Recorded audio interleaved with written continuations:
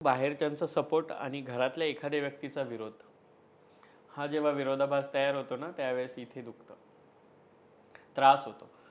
लोकं बोलतील ना, तर मला मला काही घेणं-देणं नाही. कारण हे बघा, जे लोकं माझ्या सुख-दुःखात किंवा माझ्या संसारात किंवा माझ्या उठण्या-बसण्यात, माझ्या खाण्यापिण्यात मला हेल्प नाही करत, हं, ते लोकं माझ्या लाईफमध्ये एक्झिस्ट नाही करत. हं, माझी एक फॉलोइंग वेगळी आहे, की जे लोकं मला मानतात किंवा जे लोकं माझ्यासोबत प्रेम करतात, माझ्यावर प्रेम करतात, की त्यांना मी आवडते.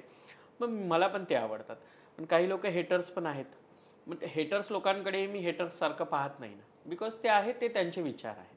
त्यांना काय बोलायचं जसं तुम्ही आता सांगितलं, की 25 वर्ष सागर आणि नंतर शिवलक्ष्मी. मी हे मान्य करते प्रत्येक व्हिडिओजमध्ये. माझ्या सागर मंथन दुहेरी जीवन प्रवासमध्येच मी हे सांगितलं.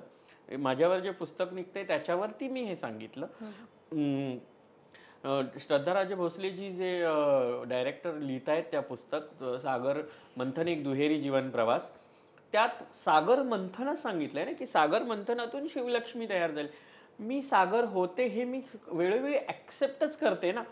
तरीही माझ्या भावाला कमेंटमध्ये टाकायचं असतं, हा सागर शिंदे आहे, हा सागर मी सांगते.